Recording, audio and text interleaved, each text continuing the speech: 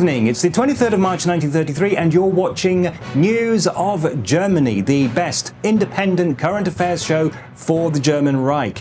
And today the government has given itself even more sweeping new powers to come into effect tomorrow, this time in the form of an enabling act. To discuss this, I'm on the line with our reporter in Berlin and also with Professor Bossum of the Frankfurt Institute of Questionable Politics. Professor, if I can ask you first, what exactly is an enabling act?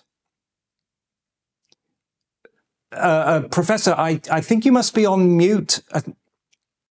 Can you hear me now? Yeah, loud and clear. Good.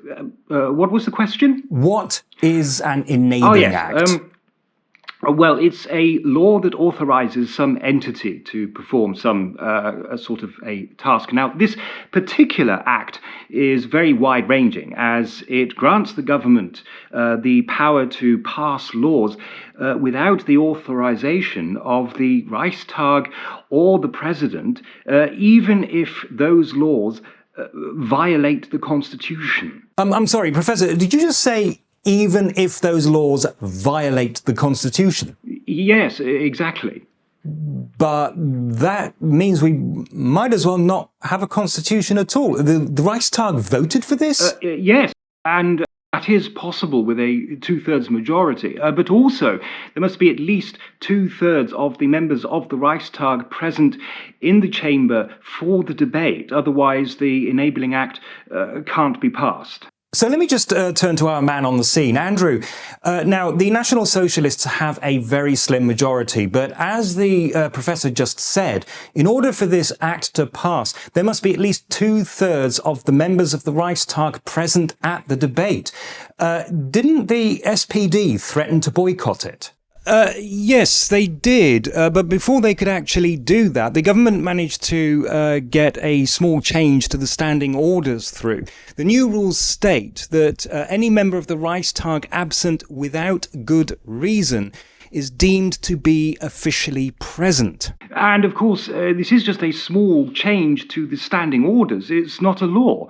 And so it only actually needs a simple majority vote to pass. Exactly. So now the SPD couldn't render the debate incorrect simply by leaving the chamber.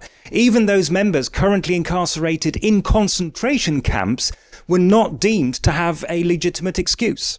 But that still doesn't give the government a two-thirds majority. That's right. So the National Socialists needed the votes of the Centre Party, which was actually split on the issue, but was willing to support it if the government added certain safeguards to the bill.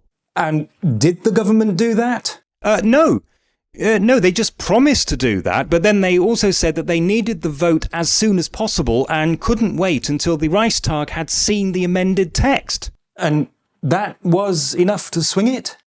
Probably not quite, but the Nazis also posted armed SA guards around the makeshift debating chamber. Now, I've actually spoken to some members of the Reichstag who wish to remain anonymous, and they tell me that the SA directly threatened them and their families if they didn't vote for the bill. The SA being effectively the paramilitary wing of the National Socialist Party itself. But surely that's illegal. Oh, very illegal, I can assure you. Very illegal indeed. Well, thank you, gentlemen. I'm afraid we do have to leave it there.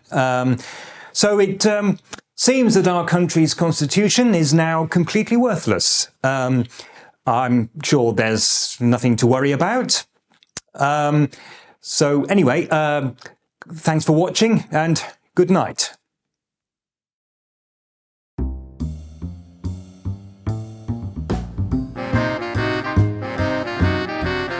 Right, and I've forgotten my next line. Independent current affairs news. This act to pass. Didn't the SPD threaten to boycott the debate? Oh, that was bad.